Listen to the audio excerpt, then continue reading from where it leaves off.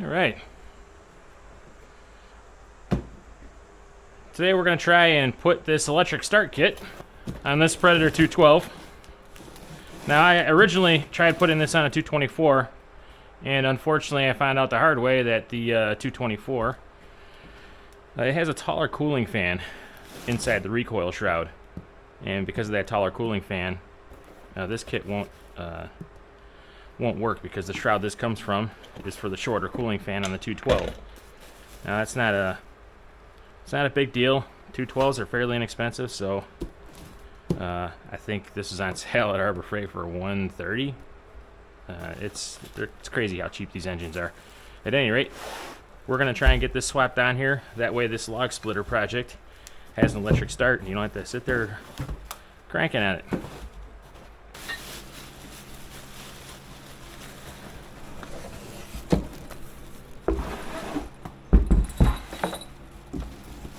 To pull this airbox off, we need 10 millimeter for these two nuts down here.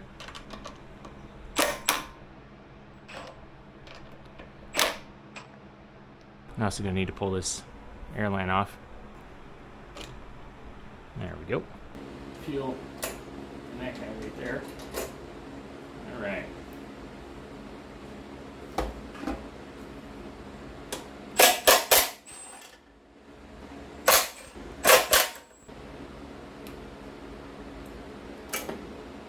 Okay.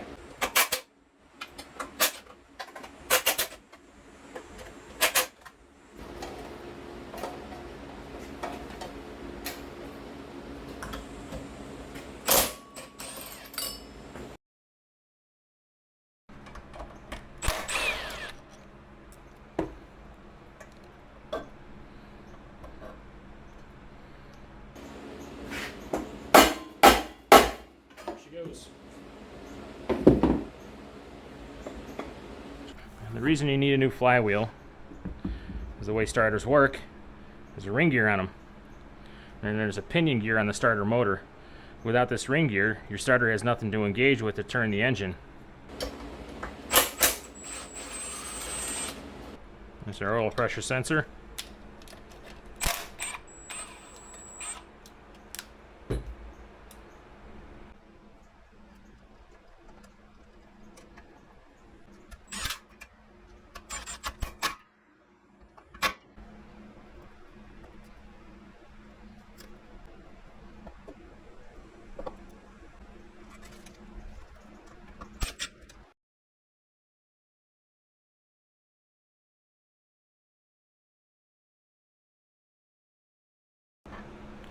Gotta make sure your keyways line up, so our keyway's over here.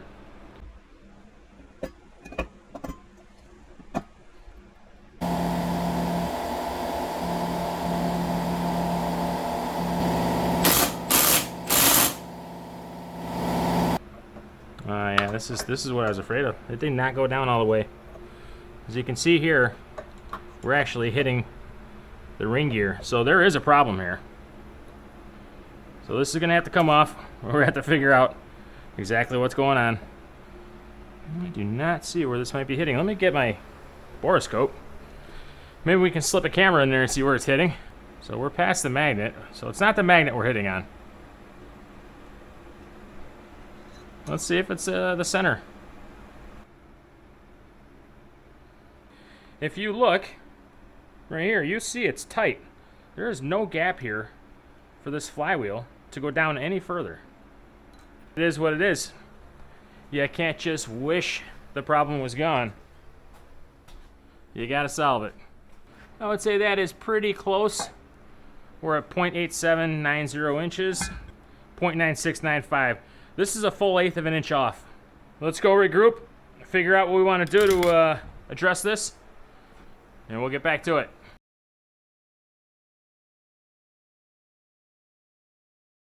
212 Predators come in two flavors. You have the Hemi and the non-Hemi. The only way to tell the difference between the two is to look at them inside the box. The boxes don't indicate which one you're getting. So when you're looking at them, the easiest way to tell is this valve cover here.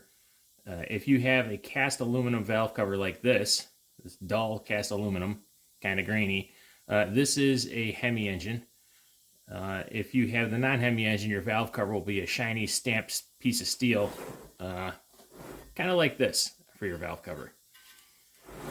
So, turns out I have a Hemi engine. Now the problem is, the electric starter kit that I bought does not work for Hemi engines because the Hemi engines have a slightly larger and different taper on the crankshaft. So I had to custom order a Hemi starter flywheel from V Power Equipment. I had to wait for that to come in. It's here now. So we're going to get the electric start kit installed now that we have the right flywheel.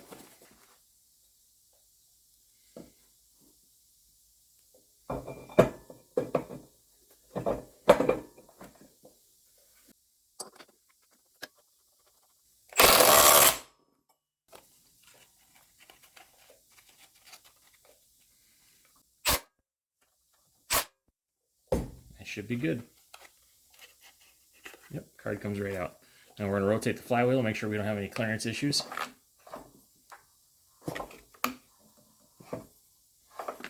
Looks good. We're not banging into the coils, so we should be good.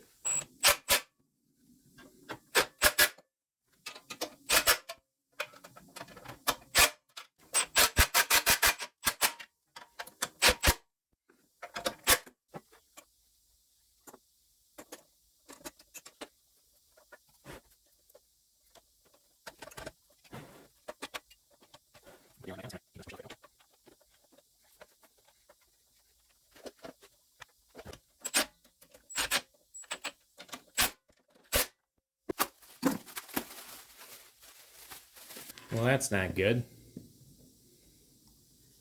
And I'm positive that it's not actually going to functionally affect this whatsoever. But I mean, you never want to pull something out of the packaging and have it all damaged. Luckily, I bought 2 of these kits, so I can just use the other one.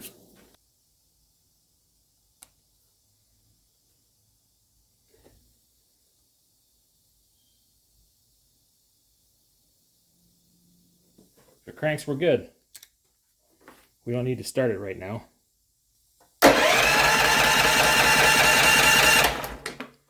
Good news.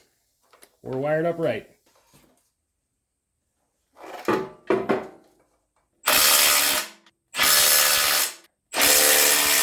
going to drill a hole in the plate here.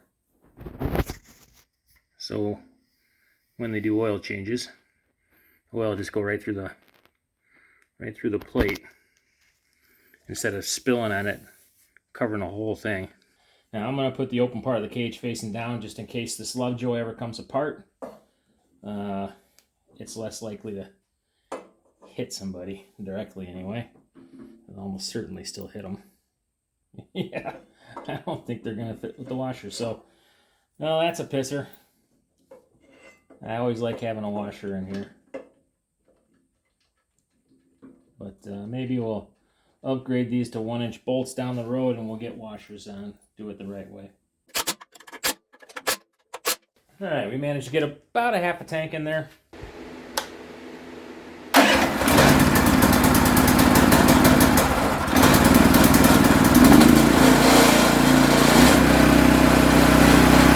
Fired right up. That is a good sign. So, we're all good for sure with the motor. Now we just need to get the hydraulics hooked up. And we also need a mount for the battery. This is an easy way to tell if you're lined up is just look at the set screw. Set screw is directly over the keyway. There we go. There we go. So we're going to take our set screw and tighten it down. Okay, yeah, I like that. I'm going to put the rough side in first while I have it out because that's going to be the harder side to deal with.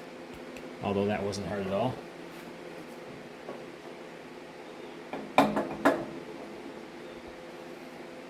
And we're going to turn this until we find that set screw. There it is. For the engine side of the Lovejoy. And we're going to go ahead and set that set screw.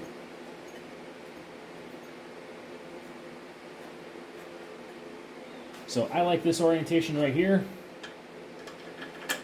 I'm gonna go ahead and get this bolted up. Now, this is gonna be a little tricky.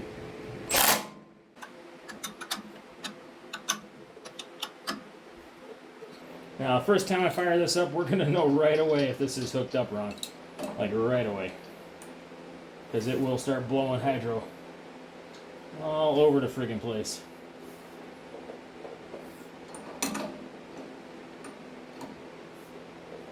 Okay.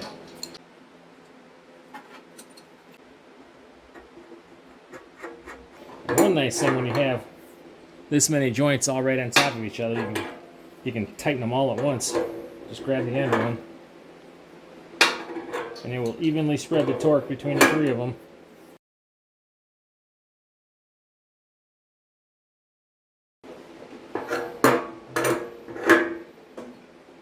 Alright, that's good.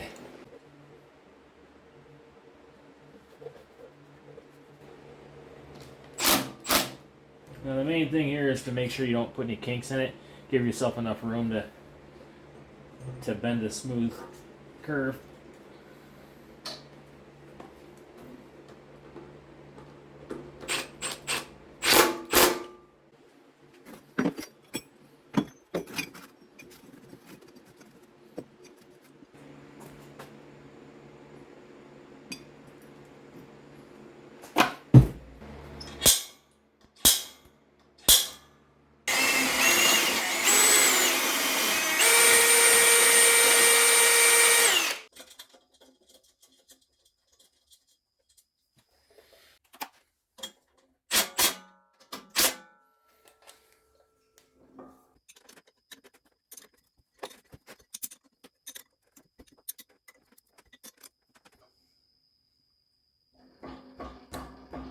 Perfect.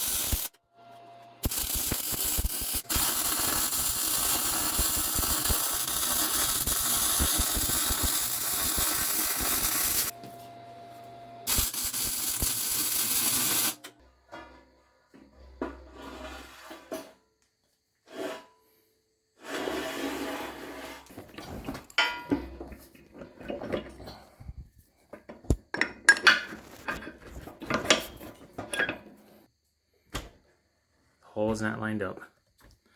I'm going to have to notch out. Yeah, probably about here and over.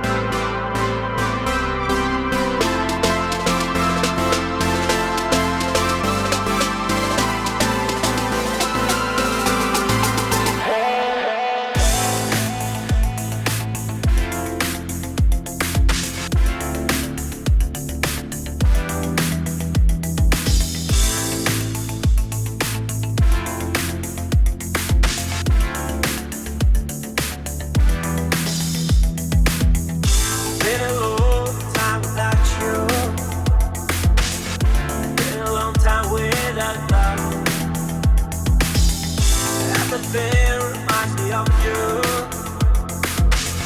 but everything is not enough. Really hard by the ocean, among all those white hot sands, where every sunrise is just for you. So come along and take my hand.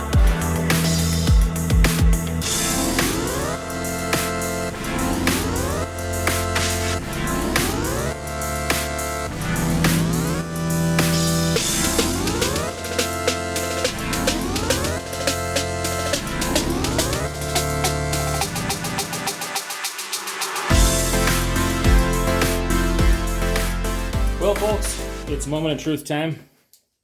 We're all plumbed in. System's full of hydro fluid.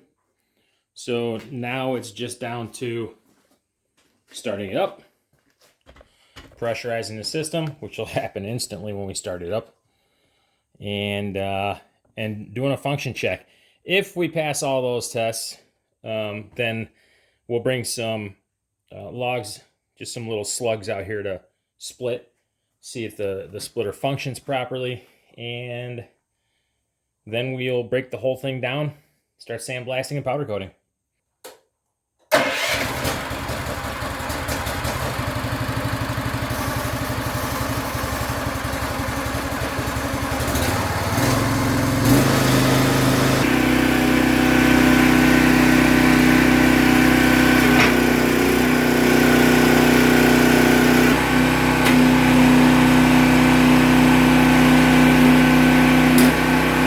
Okay, so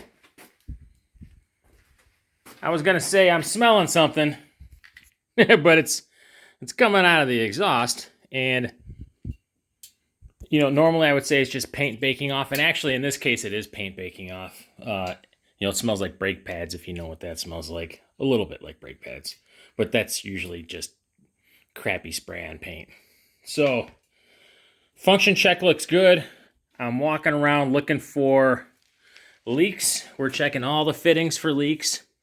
And this is usually the easiest way to find a leak. Just run your fingers underneath it. If there's anything leaking, you'll get it there. Let's continue on. There is one major problem that we have. And it's not a major problem, but it is a problem we'll fix right away. The lines for the up and down on the cylinder are backwards. So what we got to do is take these two lines right here and just switch them. It's not a big deal.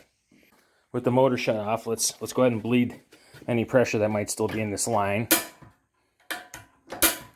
Okay, line should be clear. So we're just gonna pop these two lines right here. We're just gonna switch these over. So let me get some rags underneath here, because I don't want to get this whole thing contaminated with oil before I sandblast it for powder coat. So let's get it swapped. I'll go get those two little pieces of logs.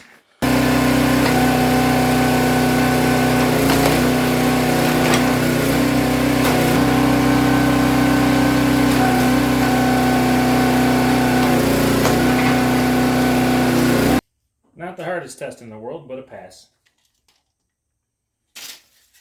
Looks like we'll get 18 to 19 inch logs in here, no problem.